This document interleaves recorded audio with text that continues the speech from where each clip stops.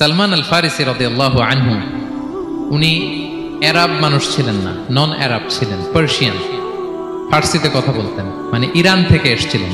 উনি প্রথমে অগ্নি উপাসক ছিলেন। কি ছিলেন? অর্থাৎ ওই যে জরাথুস্ত যারা আগুন দেখলে এরা পূজা করে, আগুনের পূজা যারা করে, জরাস্ট্রেনিয়ান, এই ধর্মে বিশ্বাসী ছিলেন। আগুনের পূজা করতেন ইরানে। তিনিও আগুনের পূজা করে, তার বাবাও আগুনের পূজা করে।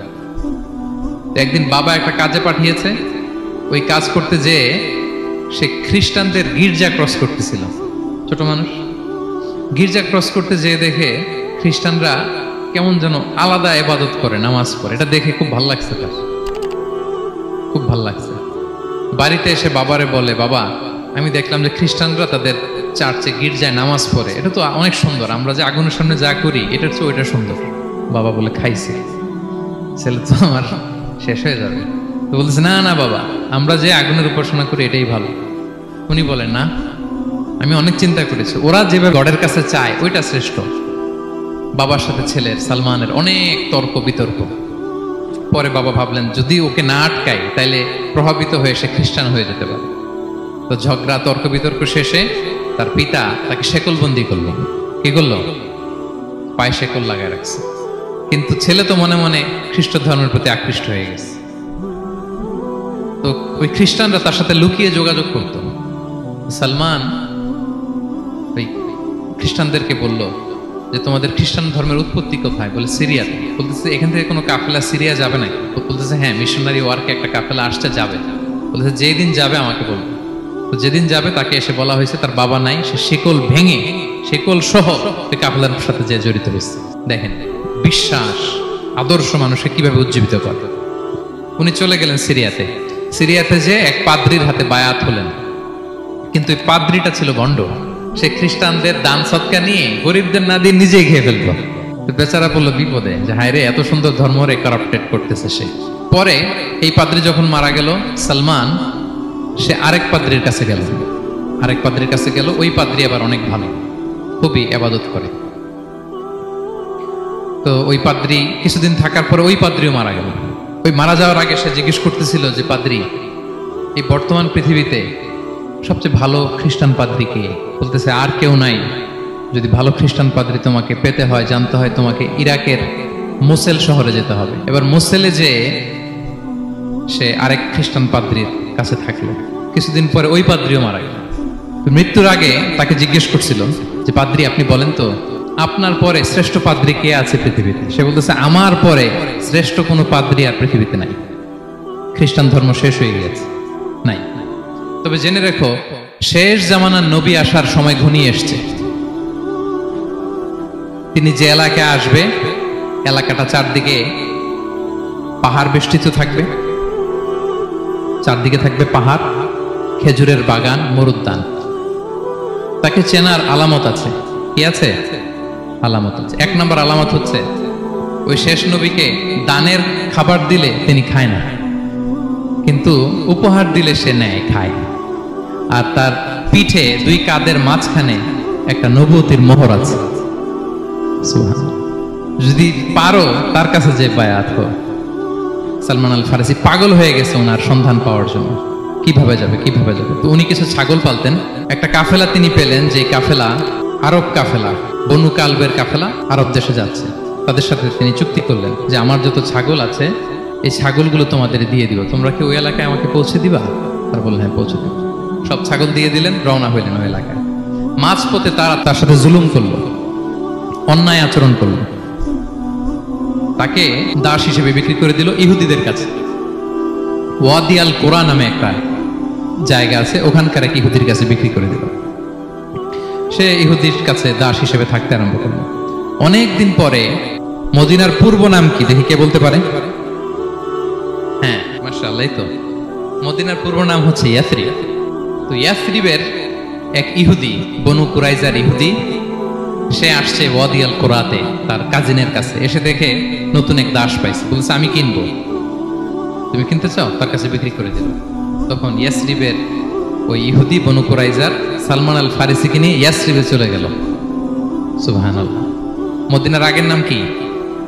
বিষ্ণু ইসলাম মক্কা থেকে হিজরত করে কিছুদিন পরে কই যাবেন?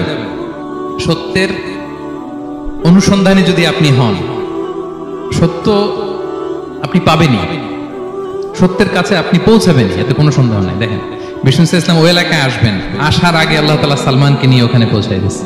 তিনি ওখানে থাকলেন, দীর্ঘদিন থাকলেন, খেজুর বাগানে তিনি কাজ করেন আর অপেক্ষা করেন যে কবে বিষ্ণু ইসলাম আসবেন। একদিন তিনি খেজুর গাছের উপরে কাজ করতেছেন, হঠাৎ ইহুদিরা বলা বলি করতেছে আজকে ওই মক্কা থেকে কোন এক লোক নাকি আসছে কোবা পল্লীতে, সবাই বলে সে নাকি নবী, সবাই বলে সে নাকি। এই কথা শুনে উনি খুশিতে ওই খেজুর গাছ থেকে ধপাস করে নিচে পড়ছে। নিচে পড়ে মালিককে বলতেছে কে আসছে কে আসছে।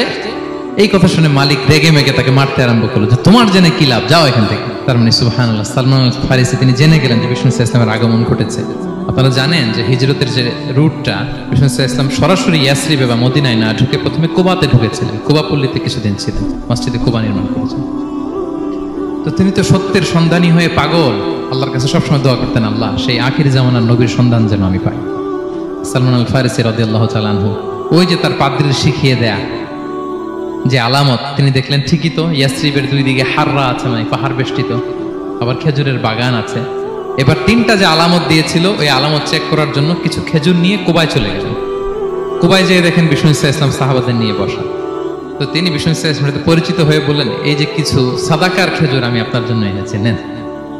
বিষ্ণু ইসলাম বললেন ওই যে ওদেরকে দাও, ওই যে গরিব সাহাবারা ওদেরকে দাও। বিষ্ণু ইসলাম খেলেন না, সে মনে মনে বলতেছে এই তো একটা পেয়ে গেছে, একটা পেয়ে গেছে। উনি কিন্তু খায় নাই, ধরেও নাই, বলতেছে যে ওদেরকে দাও। দিল, সাহাবারা খেল। এরপর বিষ্ণু ইসলাম কুবা থেকে মদিনায় চলে গেলেন। তখন মদিনার নাম হয়নি, ইয়াসরিবে গেলেন। এবার কিছুদিন পরে আরো কিছু খেজুর নিয়ে সালমান রাদিয়াল্লাহু তাআলা আনহু বিষ্ণু ইসলামের কাছে গেলেন। এবার যে বললেন কিছু খেজুর আমি উপহার হিসেবে আপনার জন্য এনেছি, আপনি কি গ্রহণ করবেন? বিষ্ণু ইসলাম বললেন অবশ্যই গ্রহণ করব। বলেই তিনি একটা নিয়ে খেতে শুরু করলেন, খেলেন এবং বিতরণ করলেন। মহা খুশি, এই তো পেয়ে গেছি দুইটা সাদাকার খেজুর, বলেছি ধরেও নাই, খায় নাই। যখনই বললাম উপহার খেয়েছে। এবার বাকি রইল কয়টা? সেটা কি? নবুয়তের সিলমোহর, দ্য সিল অফ প্রফেসি। এটা তো দেখা এত সহজ না, যদি এদিকে থাকে জামা পরে থাকলে দেখা যাবে। তো এটার জন্য প্রায় যায়, কিন্তু ব্যাটে বলে হয় না, ট্রাই করে কিন্তু দেখা যায় না। একদিন তিনি গেলেন এবং এটার জন্য তো পিছে পিছে থাকতে হবে, কি বলেন? কথা নেই বার্তা নেই, হুট করে পিছু পিছু ঘোরা যায় নাকি কারণ? একদিন একটা উপলক্ষ তৈরি হলো, সেটা কি? বিষ্ণু ইসলাম এক সাহাবী মারা গেলেন বাকিউল গারকাতে, মানে যেটাকে আমরা জান্নাতুল বাকি বলি, ওই কবরস্থানে ওই লাশ নিয়ে যাচ্ছে, সবার সাথে সাথে বিষ্ণু ইসলামও যাচ্ছে। তো এখন তো একটা সুযোগ, পিছনে পিছনে যাওয়া যায়, কি বলেন? এইবার সালমান এসে পিছু ছাড়ে না, নবীজির পিছনে পিছনে যায়, কিন্তু স্বাভাবিক যাওয়া না, একটা আছে সিম্পলি হাঁটা, এরকম না, একবার এদিকে যায়, একবার ওদিকে যায়, একবার এদিকে যায়। আর কোন সাহাবারা মনে মনে ভাবে ঘটনা কি, এরকম করে কেন লোকটা? কিন্তু বিষ্ণু ইসলাম তো জানেন কেন এরকম করতেছে, ঠিক কিনা বলেন? বিষ্ণু ইসলাম সেদিন দুইটা চাদর করেছিলেন, একটা নিচে আর একটা উপরে, নিচে লুঙ্গি আর একটা চাদরটা দিয়ে গা ঢেকেছিলেন। বিষ্ণু ইসলাম ইচ্ছে করে পিঠের চাদরটা একটু নিচের দিকে নামালেন, যাতে করে সে যেটা খুঁজতেছে ওটা দেখে ফেলে। বিষ্ণু ইসলাম চাদরটাকে একটু করে নিচে নামালেন, নামানোর সাথে সাথে তিনি দেখলেন দ্য সিল অফ প্রফেসি, মাহরুন নবুয়া। দেখার সাথে সাথে সালমান আল ফারিসি চিৎকার দিয়ে বিশ্বনবীকে জড়িয়ে ধরলেন এবং ওই জায়গাটাতে দুই ঠোঁট দিয়ে চুমু খেলেন, কাঁদতে শুরু করলেন। বিষ্ণু ইসলাম বললেন কেন কাঁদো তুমি? এতক্ষণ আমি আপনাদেরকে যা শোনালাম, সালমান পুরো ঘটনাটা বিষ্ণু ইসলামের কাছে বর্ণনা করলেন। বললেন ইয়া রাসূলুল্লাহ, এই জন্য কাঁদি, আমি ছিলাম অগ্নি উপাসক, সত্যের সন্ধানে আমি খ্রিস্ট ধর্ম গ্রহণ করেছি। 3 খ্রিস্টান পাদ্রী শেষ করে সর্বশেষ যে ভালো পাদ্রীটা, উনি বলছে যে উনি মরার পরে আর কেউ ভালো পাদ্রী নাই, আখির জামার পায়গাম্বার আগমনের সময় এসেছে। পাহাড়ি এলাকা, চারদিকে খেজুর বাগান, এরকম জায়গায় উনি আসবে। আর 3টা সাইন বলেছে, উনি সাদাকা খায় না, উপহার নেয়, খায়, আর তার পিছনে থাকবে মাহরুন নবুয়া, নবুয়ত সিল। সুবহানাল্লাহ। বিষ্ণু ইসলাম খুশি হলেন, তাকে শাহাদা পড়ালেন এবং বললেন যে তোমার এই দাসত্ব থেকে মুক্তির জন্য কি লাগবে? সে বলে যে আমার চুক্তি হয়েছে 300 খেজুর গাছ লাগবে। কয়শো?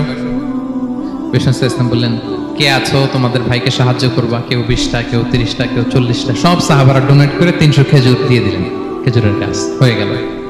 আর 40 গ্রাম স্বর্ণ, এটাও দিতে হবে। তো কোন এক যুদ্ধে বিষ্ণু ইসলাম একটা ছোট্ট স্বর্ণের টুকরে পেয়েছিলেন, বললেন যাও এটা নিয়ে ওজন দাও, ওজন দিলে দেখবা হয়ে গেছে। ওইটা নিয়ে ওজন দেয়া হলো, দেখা গেল মুহূর্তে একেবারে সমানে সমানে 40 গ্রাম হয়ে গেছে। সালমান আল ফারিসি রাদিয়াল্লাহু তাআলা আনহু তারপর থেকে মৃত্যুর আগ পর্যন্ত বিষ্ণু ইসলামের সাথে ছিলেন, সবগুলো যুদ্ধে অংশগ্রহণ করেছেন।